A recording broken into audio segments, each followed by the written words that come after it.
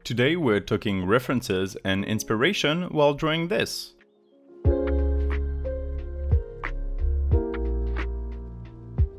Well, hello there, I'm Détroit. Hey, have I talked to you about my new macro keyboard yet? Just kidding, that was the previous digital painting video I made. It's this one, right there. Watch it. I did use the macro keyboard throughout this whole drawing though. Give a like for that, and maybe also subscribe, because it would make me all warm and fuzzy inside. Today I'm making a cool digital drawing, which I aptly named Woman Tubes Bust. I'm bad at naming drawings, okay? This name is even fancier than usual because I've used 3 words instead of 2. Before we get into the crux of the video, which will be about using references and sources of inspiration, I'm sure some of you will be interested to know the overall process for this drawing. First, I made a sketch that I didn't record the process of, sadly. Then I inked the whole thing, only I inked it using a brush with varying opacity, unlike my usual process with full black lines. I didn't want the inking to be as striking as it usually is. For the sketch as well as the inking, you can notice I'm using various layers. For every step of this drawing, I'm dealing separately with the woman bust, the tubes, the rock formations, and the plumes of smoke. It makes it much easier to place the different things in different locations so as to not overcrowd some parts, to be more aesthetically pleasing, and avoid tangents where different lines touch when they shouldn't. After inking, which took a bit more than an hour, I splashed colors here and there. Then with every group I added darker tones for shading and lighter tones for highlights, usually about 3 to 5 different colors each time. Finally, I added some touches of color blending to make it smoother, and added color to the line art for less contrast. The overall process took 2 hours and a half, and that is the entire drawing process. If that's what you came here for, you can click off now, but don't, because we haven't touched the whole point of the video yet. The real deal is how this drawing came to be, what inspired it, and what elements I took of what reference to make it what it is. Let's talk references and inspiration. Here is the collection of artworks I've used to make this Woman Tubes bust. First we have this gobogeg from the game Cthulhu Wars. We have this portrait from Sam Does Art, this painting from FIFA, my own Kenyan ink doodle, and finally Macbeth with this great picture. Starting with inspiration, let's look at this painting. The inspiration here should be pretty obvious. It depicts the statue of a woman with tubes going all around it, like a giant water park. That's the first basis, a woman with tubes. Taking a closer look, we'll add 2 more things. First, you have the way the holes are cut into the woman's sculpture. Look at the shoulders there, I like that. I like the tube entrances into the statue making sense. Instead of just a tube in and out, the shape of the woman is also affected. You can see it in my drawing in various places where the character is cut out around the tube, like the hair. Now, something else I want to take from this drawing is the plumes of water, I guess, that are coming out of the pipes like smoke. I like that. So we are taking all of these different elements and adding them to our own piece of art. That is how you use a reference. So from that, I want to make a woman bust and add pipes to it. I need to draw a woman now, so let's find a good reference. And it comes from this drawing by Sam Does Art. I really like the way he draws characters.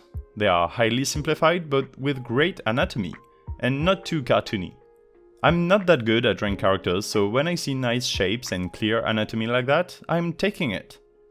Looking at my own drawing by comparison, you can clearly see I based my entire character model on this digital painting. And that's another reference done. Moving on to the third. Since I didn't want to do a woman in tubes, I wanted to add something else. A little something of mine, and I thought about rock formations, like in Monument Valley or something. I went to my inspiration folder, where all of these come from, and searched.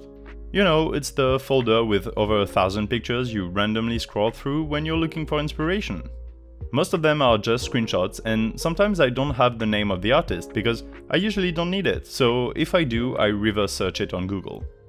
I didn't find what I wanted today, so I looked at my own drawings and found this one, with rock formations in it. That's my reference for the rocky bits on my digital art. So far, we have what we need in terms of references for the inspiration, the character model, and some other bits. For the style, I know I'm not so great about line art, so I went through my inspiration folder again and found this picture, which has great line art. This is the style I basically tried to mimic to ink my drawing. From what I can tell, it uses a round brush with slightly lower opacity and opacity pressure connected to the size. So when I'm pressing lightly with the stylus, the line is thinner and less opaque. Another reference I'm adding to the plate. By the way, I didn't mention, but all of this I'm talking to you about is done before I even start the sketch of my drawing. I might have roughly sketched an idea previously, but nothing as close as what the video started with. That's what my initial sketch was, just to not forget the idea I had. Often, this kind of sketches I don't even show you because they are honestly just straight up bad. I'll start the video with the blank canvas as if I didn't sketch at all, but it's all a lie and editing magic. Alright, where was I? Ah yeah, now let's talk colors. I want contrast in the colors. I chose this art by FIFA because I love how the desaturated blue-gray and the saturated light red mix together. These are a great combination, so I'm taking a page of this book to add to mine, and I'm using gray-blue for the character and the background, then adding dark red to the rocky bits and orange-yellow to the tubes. When you look at all my references combined, which usually sit on another monitor while I draw on my tablet, sometimes it's hard to see where what comes from.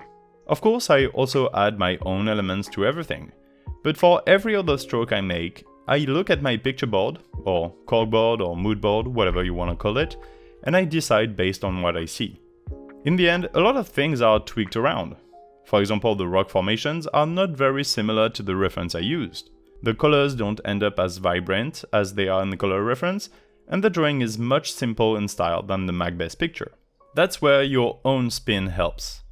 I could have redrawn Macbeth's picture, although to be fair with less good execution. I could have traced Sam Dozart's character model, but no, I redrew it. It's important to put your own touch on everything, or else it's just plagiarism. Sometimes the limit is thin between referencing and plagiarism, so you have to find it yourself. However, do know that using references are game-changing. I remember a couple years ago or more, I was stubborn and only wanted to draw from imagination. But then I would spend hours trying to figure out, for example, how to draw a shoulder or a torso in certain position.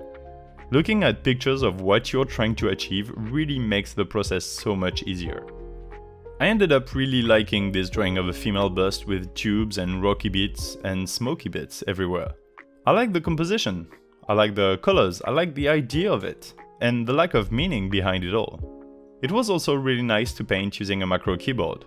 Much easier in terms of workflow and keyboard shortcuts. I encourage you to check out my video on my new keyboard and also subscribe to my channel. Use references in your drawings, both to find inspiration and to make your art another level. If you haven't, create your own inspiration folder. There's nothing like it to get you started when you want to draw and you don't know what. I'm Detroit and I'll see you soon. Bye!